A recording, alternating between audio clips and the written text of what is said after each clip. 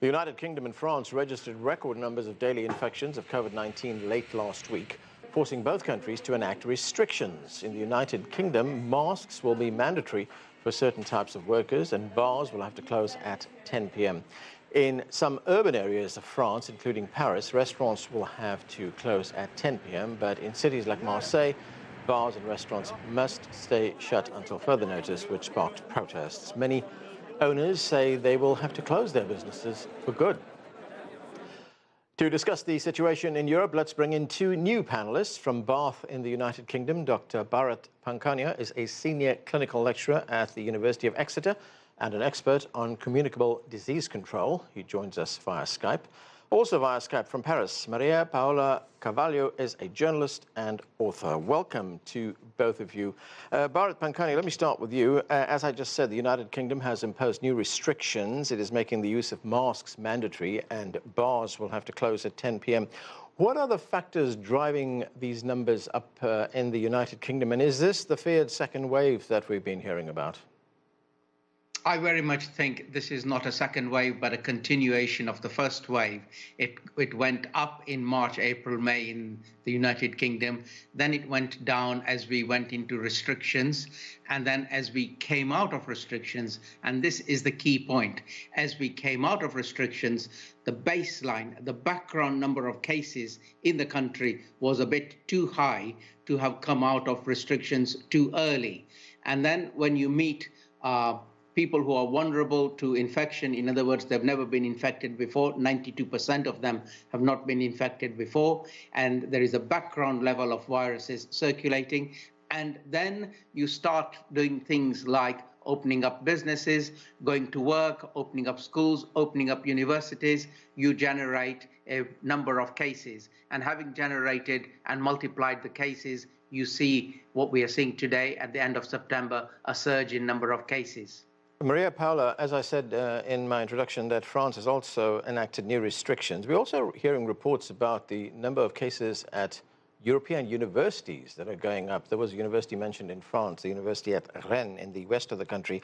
What can you tell us about the situation there? Well, after a very strict confinement between mid-March and May, and after the summer holidays, France is now implementing new measures to try to stop the spread of coronavirus.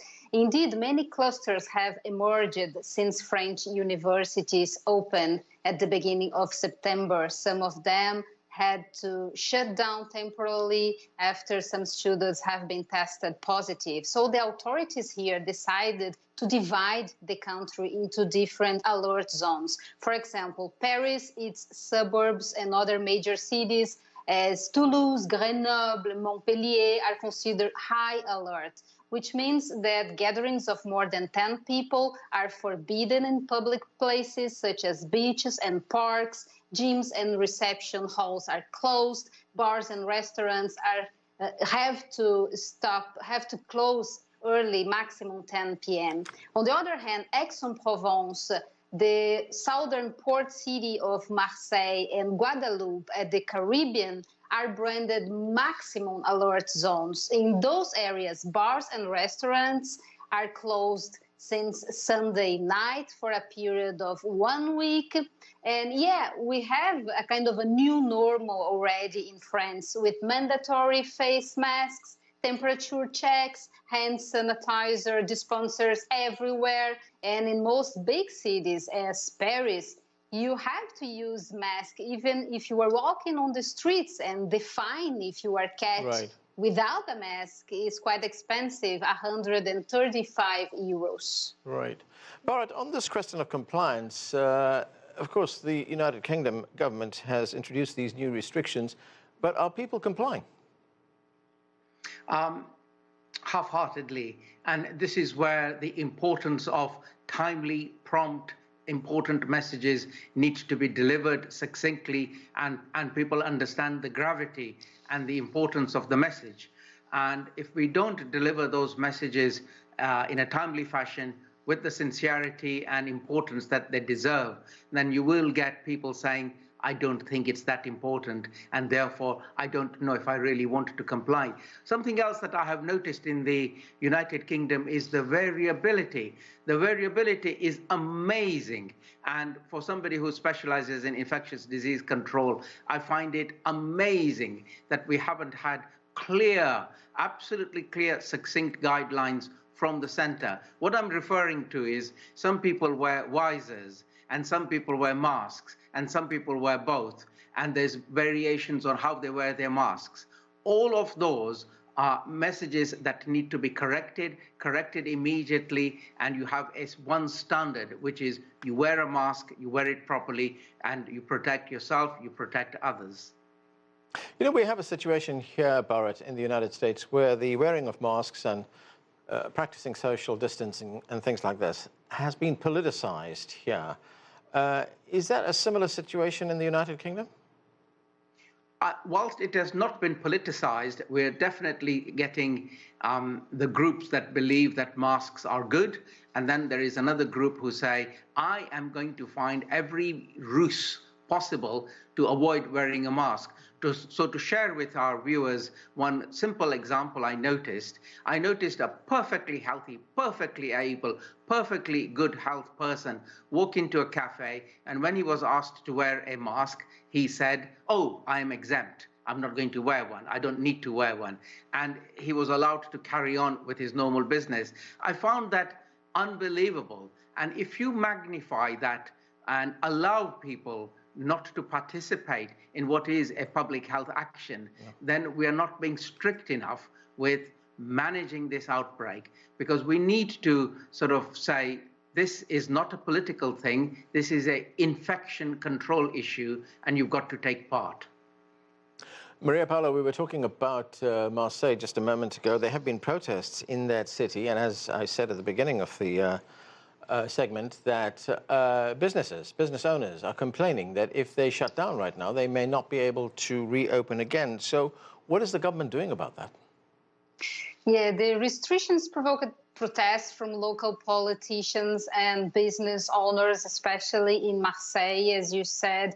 They said they already face a very difficult economic situation. Authorities there said they were not consulted. The mayor even asked for a 10-day delay to the new measures, but the French Prime Minister Jean Castex quickly rejected the idea, saying France cannot afford to wait 10 more days, and he does not exclude the possibility of a new confinement if the health situation continues to worsen. However, the government made clear to the bars and cafes that they will benefit from additional assistance. All business affected by these new rules will be exempt from social charges, grants will be available, and all employees will have 100% of their salaries paid by the state.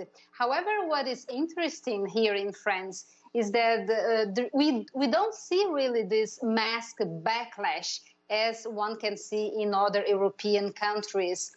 Most French people are resigned. They accepted the measures. And a new poll shows that the majority of French people overwhelmingly are in favor of a new national-wide lockdown in case the coronavirus situation gets worse.